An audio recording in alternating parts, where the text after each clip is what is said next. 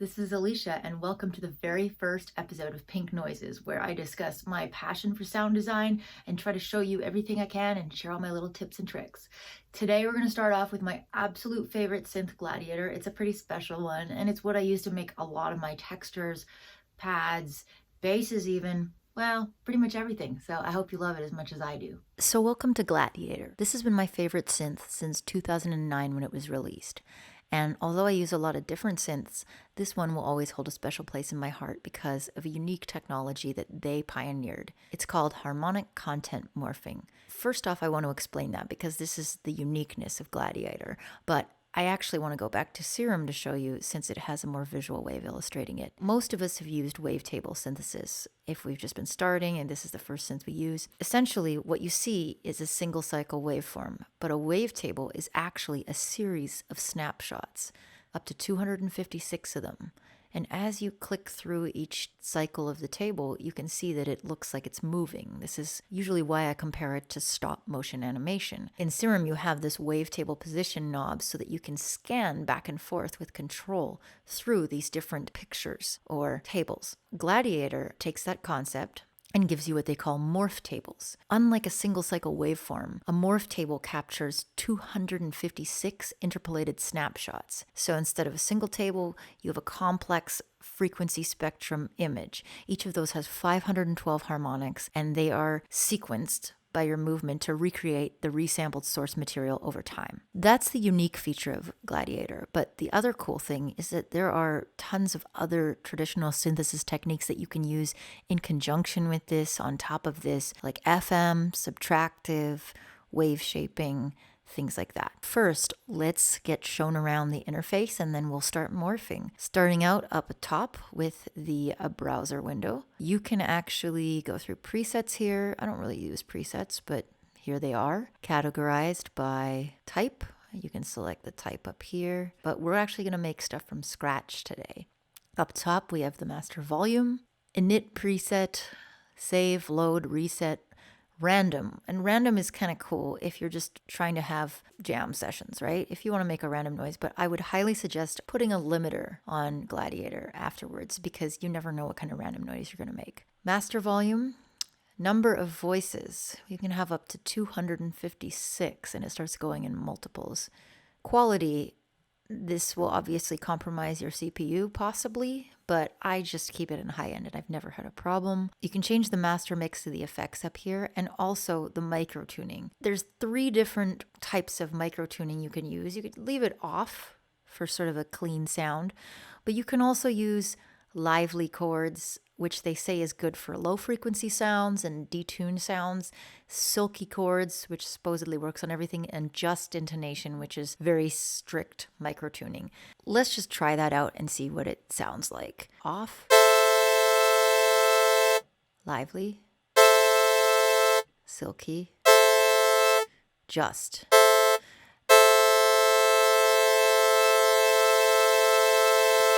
This is just something right off the bat that you can give a little bit more texture to your patch. Now that we're done with the top section, let's go through everything down here. So the first thing I'm going to do is actually go down to this morph mode box and set it to static, just so we can start from scratch and have this behave like a regular synth. Gladiator uses morph tables, so each of these is designed to have movement, and by default, it will start moving all over the place.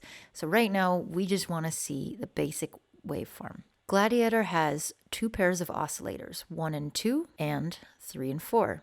These can be paired and combined between 1 and 2 and 3 and 4, and we have a ton of amazing options. So first off, we have wavetables, live instruments, we have noises, and we have loops. And even without any movement, there's some pretty cool sounds. You'll notice that as I cycle through them, in this square box here, you've got a different image being drawn every time. This is the spectral image, and it gets redrawn every time we change. You can really see what your favorite waveforms look like in spectral format. This is where you start thinking of your sound as harmonic partials, right? Sometimes we don't want to use a full-on sound with another full-on sound, spectrally speaking. So I'm going to pick the square. Then I'm going to show you some cool stuff right off the bat. So if we use oscillator 2, we can put anything we want in here, and then we can combine the oscillators. This is a really cool option because it's not just like layering. You can have just one, just two, one and two summed, one minus two, one times two, and these are all harmonic equations. Crossfading between oscillator 1 and 2, vice versa. Alternating the odd harmonics of 1 and the even of 2, vice versa. Amplitude modulation, FM. So we have a ton of options without even touching the rest of the synth to start mutating our morph table. So let's again cycle through and hear what it sounds like. Square, square, and this. Let's change this to something not a square. Let's go through a few to hear them just combine. And you'll see that the morph table continues to get redrawn every time.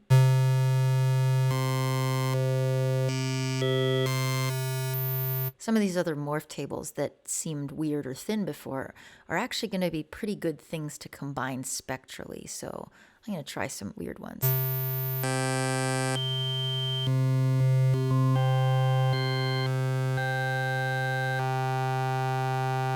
Cool, that's just 1 plus 2. Look at what happens when we subtract, combine, alternate.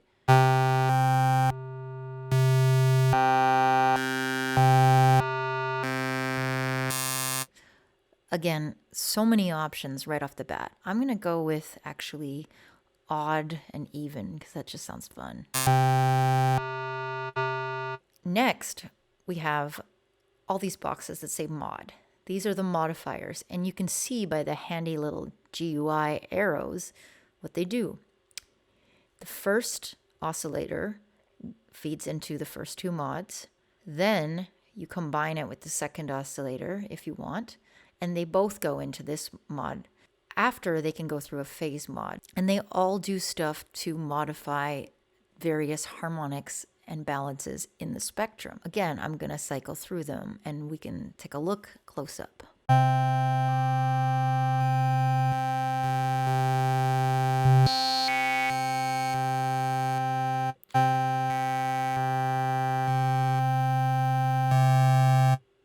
It's kind of getting a nice tone. Again, don't forget, we're still in a mono basic oscillator with no movement, so we have not kicked in the magic yet. We're just getting a really nice spectrogram going. So I'm going to go all out. I'm going to add lots of different modulators just because why not?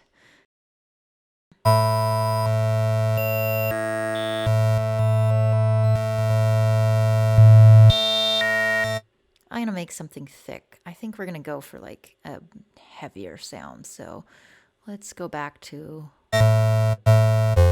Remember, these two modifiers deal with just oscillator 1. So they are changing this whole thing really because we are only modulating the odd harmonics of 1. Those are the ones we've been changing. Now we can use this modulator on both of them.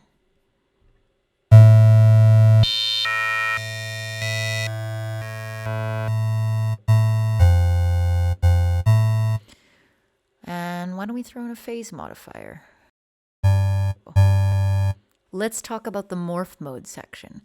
The morph mode is a tiny little cursor that channels how your tables move, which direction they go, which direction they go back, whether they loop. It's amazingly complex how many modes you can have. So let's try a few. What are these, hieroglyphics? No, they are directional guides.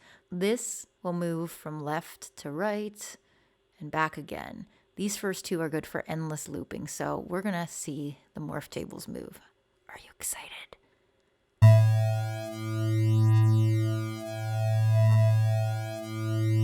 So already we have some really cool shimmery spectral stuff happening. I can change where the start point of this cursor or movement is. I can change the speed. And of course, BPM sync, always useful.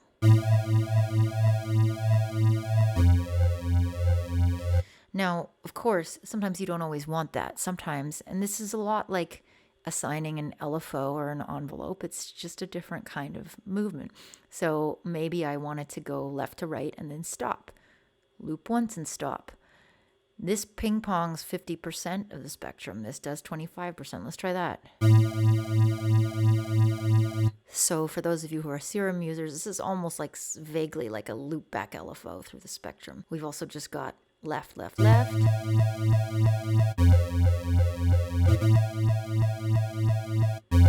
And then of course you can do static where we started, where it's just not going to move if you want to use it more statically and traditionally. So I'm going to kind of leave it on this for now.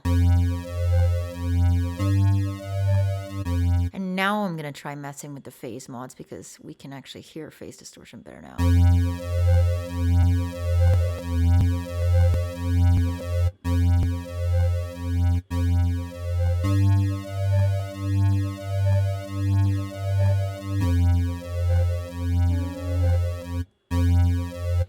There's some other neat stuff that we can mess with here. The formant scale is my favorite, and you can see as I click the knob up, it again redraws our spectrogram.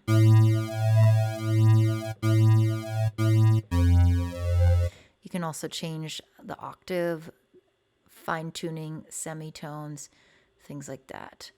I'm just going to change a few more things and make myself like this sound a bit better before I move on. Let's add another oscillator and do the same thing. We can add a pair, soup them up. Let's try 1 and 2.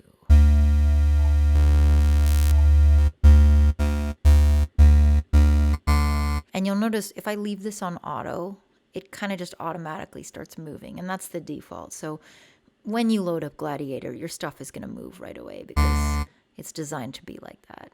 So I'll leave it like this and start adding some modifiers.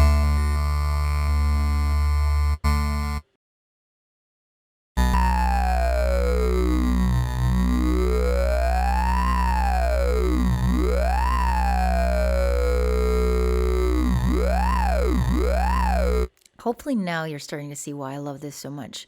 We haven't even touched the other side of this synth, and that's the side that has more traditional stuff that you're probably used to, like filters, effects, LFOs, and a modulation matrix. So we haven't touched any of that, and we're getting incredible movement and texture and definition just through using the modifiers and morphing and all that stuff. I'm not really trying to make a 1980s go through the portal thing right now, so I'm going to find one that suits me better. Cool. Let's phase.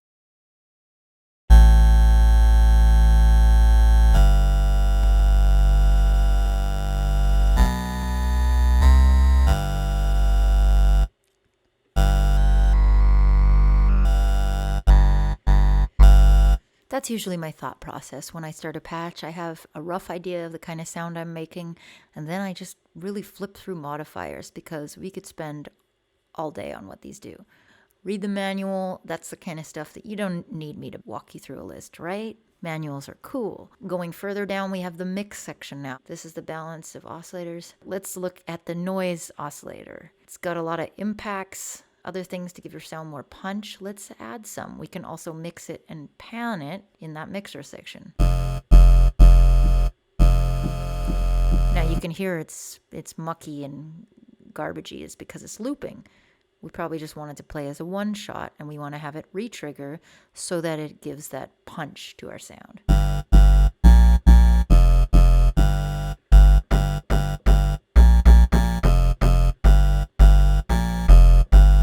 So I'm just mixing it a little because I don't want a piano hammer in my face, because nobody does. That sounds like not a fun time.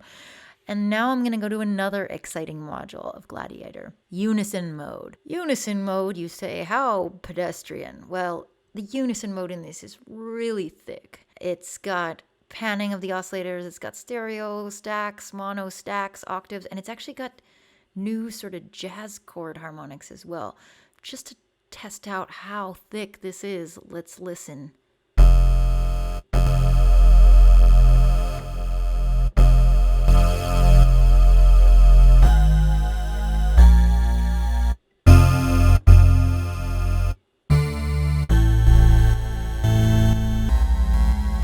And if you can't make your own chords and you need somebody to hold your hand on that, they got you, fam.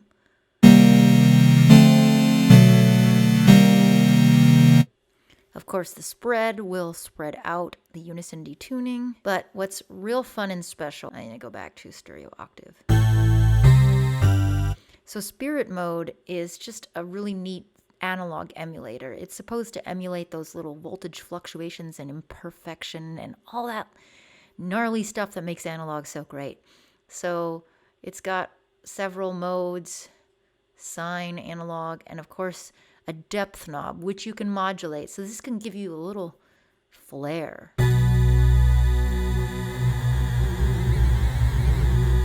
All right, too much is sketchy. You don't want to do that, but let's... It's almost a nice take on vibrato, right? And maybe we'll modulate that in a second. I'm going to turn it down for now. There's also an arpeggiator box. Full disclosure, I'm not a big fan of arpeggio boxes. I like to just play them out and speed them up. This one could be cool. I'm going to just be honest and say I've never used it. And we're not going to focus on that because we're actually focusing on making sounds. Next to that is the glide, which will have BPM and also legato BPM, right? And the difference is, do you want to glide only when two notes overlap or not? So let's do a little bit of a glide. I'm thinking just a slight one.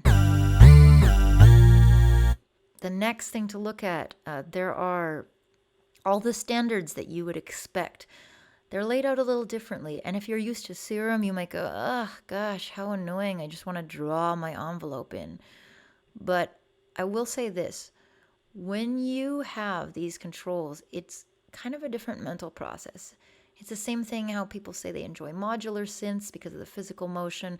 I enjoy this because it forces me to rethink how I draw an envelope, and I'll show you why. In the filter envelope, you have the standards, low pass, high pass, band reject, phasers and combs, some really fat ones. Let's do that because we're going 80s. Let's go with this super fat. As I've said before, pretty much everything in Gladiator sounds very thick. Whatever their algorithms are, they're doing it right. So the cool thing about this envelope is you can make it velocity sensitive.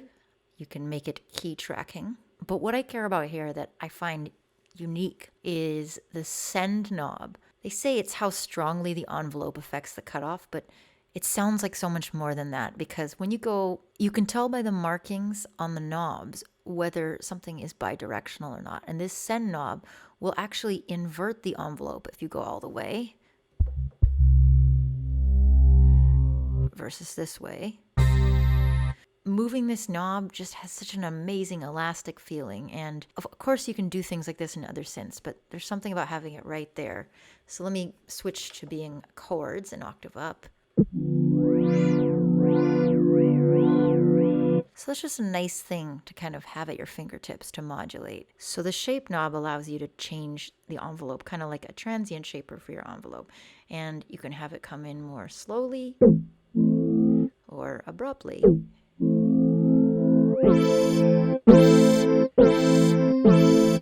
Again, nice little controls.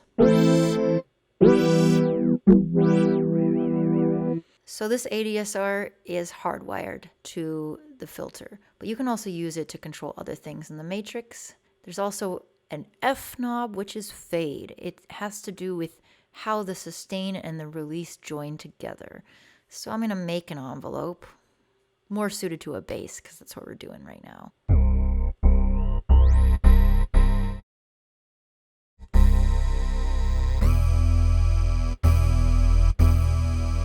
Usually when I'm making a patch, I'll sit there shaping the envelope and playing with the filter send for some time until it has that exact bite I want. There's also some really other great filters which we'll go through in a bit. Then there's the distortion section. It's got some pretty nice modes which you can use. Let's try with...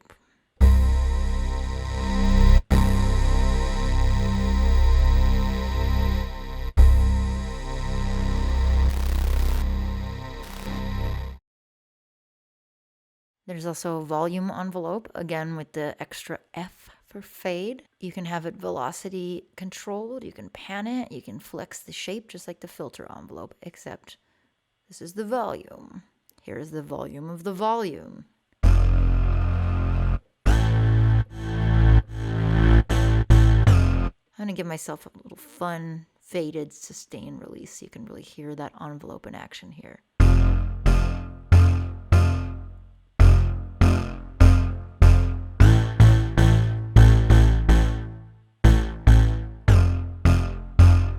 Next to that is a feedback section. So you can do really cool like feedback loops. It's got a time delay on it. So it's feedback delay, but obviously if you leave it in a whole note value, you actually get a delay. If you just want to do some cool feedback and you set it to minimal, interesting things will happen.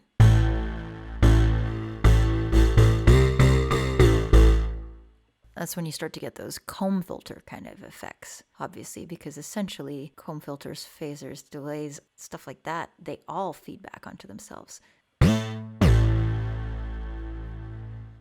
Next, we have the effects section. There are 2 slots for effects.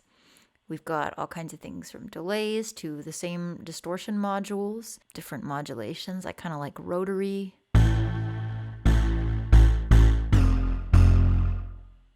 Obviously, you can also use other filters here. If one filter is not enough for you, there's a trance reverb, which we're definitely not going to use on this bass. So let's just mess around with a wave shaper. Why not?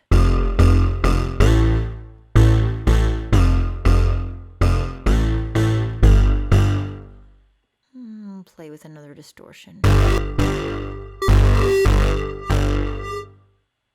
Whew, feedback delay is gnarly.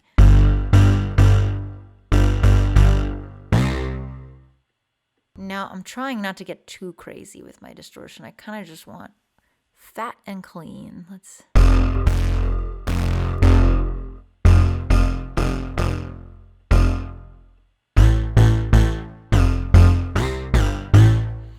There are 2 LFOs, which you can toggle back and forth between by just pressing these handy little buttons. You can choose various waveforms. I'm going to choose fade in, and you can adjust the speed, the phase, aka that start position of it, and whether it is timed, whether it is dependent on the key, and whether you are retriggering it. There's also a step LFO. This is kind of an old throwback type of thing, but it can be really cool if you're trying to get that gated, trancey sound. So we'll mess around with that in a second, but let's assign the LFO to something. Start with the basics just so we can hear it. In the mod matrix, you have source, amount, and destination. Choose the source, choose the destination, and then move this little fader thingy back and forth to have a positive effect or a negative. So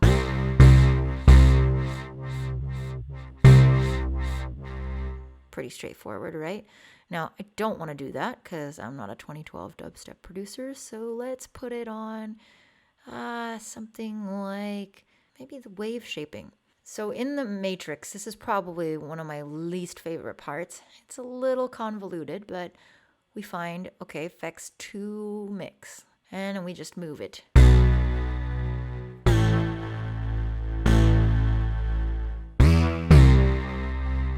Make it a little faster, maybe.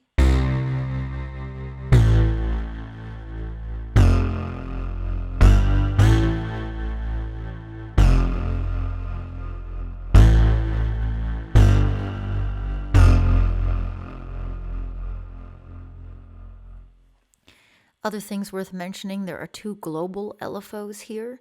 You can use them inside the modulation matrix.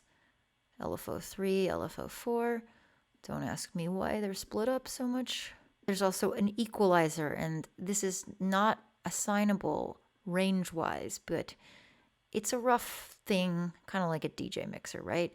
You can turn down your lows a bit. I'm not going to do that because I'm making a bass. How about the mids? We always have too many mids. So obviously I'm probably not going to use this for precise EQing. This is just for overall correction. Now there are 2 pages to the mod matrix, so don't worry if you need more than 6 slots. You have 12. If you want to use aux modulators, i.e. have one modulator modulate the other, you can do that. Matrix 1 would be slot 1 in the matrix. Matrix 2, slot 2, matrix 3. See a pattern here? So essentially, let's say I want LFO1 to control the intensity of LFO2. I'm going to say LFO2 to filter cutoff, again, just so we can hear it. So if I want it to fade in, just like LFO1 looks, I then set LFO1 to matrix 2. And now LFO1 is modulating LFO2. I'm going to go back to initialize and select something nice. How about an organ?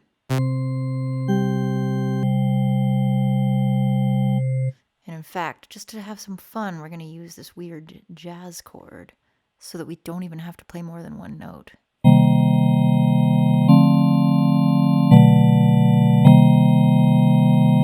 I'm done, that's it. Just kidding.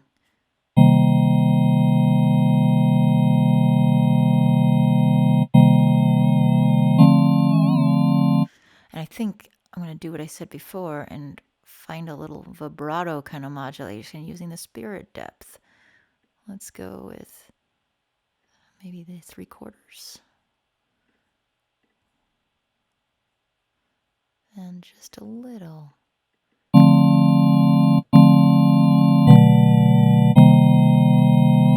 So now add some more modifiers to give it, again, movement, timbre, interesting.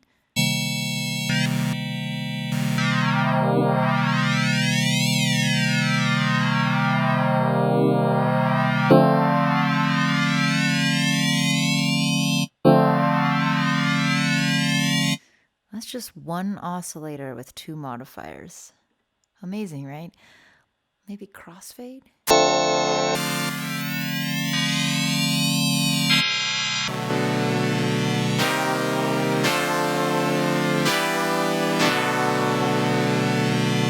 That's really nice and textured.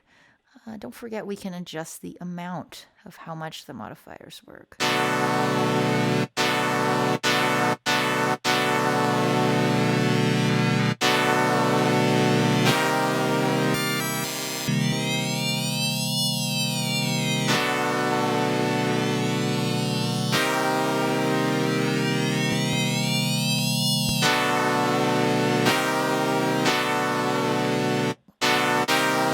That's a really cool source sound. And again, layering is great because often you might make the coolest morph table and realize, hey, I've taken all the body out of it. So we can add something with more body.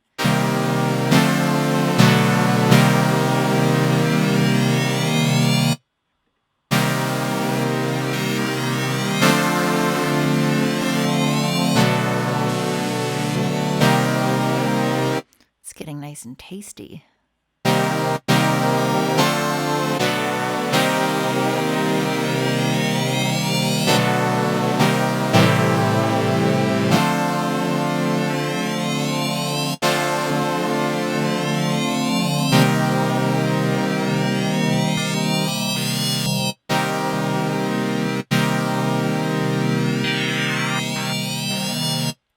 Now, if you use too many complex modifiers, of course, you will start to get a really thin and scratchy sound. So, be careful, be chill.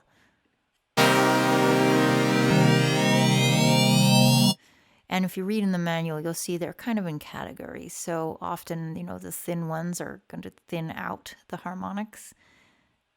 The pulse width modulation ones will give you that classic sound.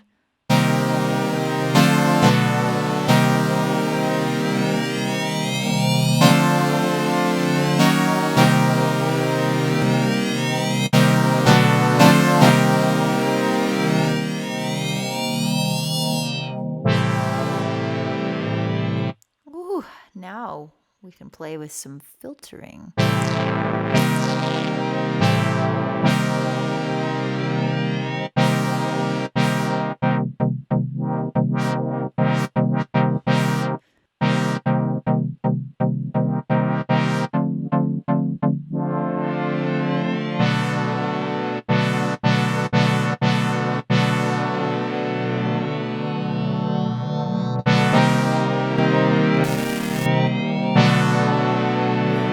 Of course, and now I can't forget about my envelope.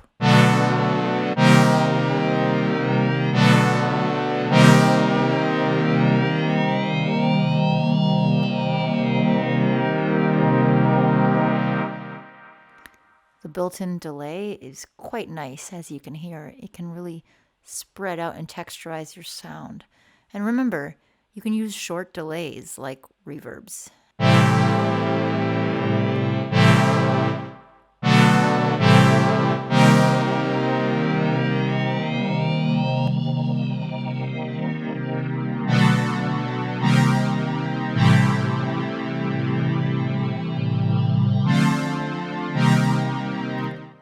So now that we've got that tasty sound, we could play with the step LFO and assign it to something like cutoff if we want that trance gate effect.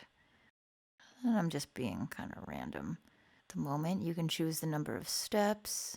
You can change the speed here, but we could also put it on the volume envelope or whatever we want, but let's just try this.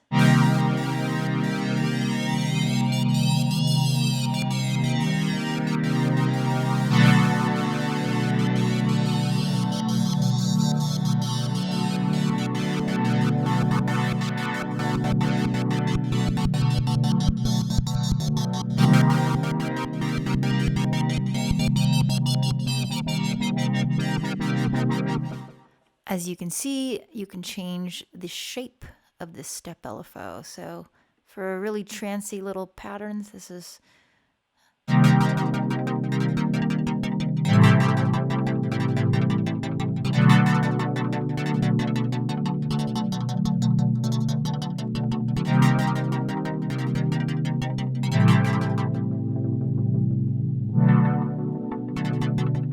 so this is actually where we could use a global LFO and play with the amount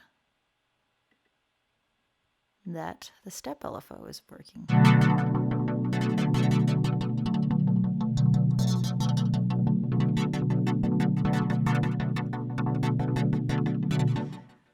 Just another tool for texture. Thank you so much for watching. If you liked this, please check out We Out Here and EDMP Discord, two communities I'm super happy to be a part of. And I hope to see you soon.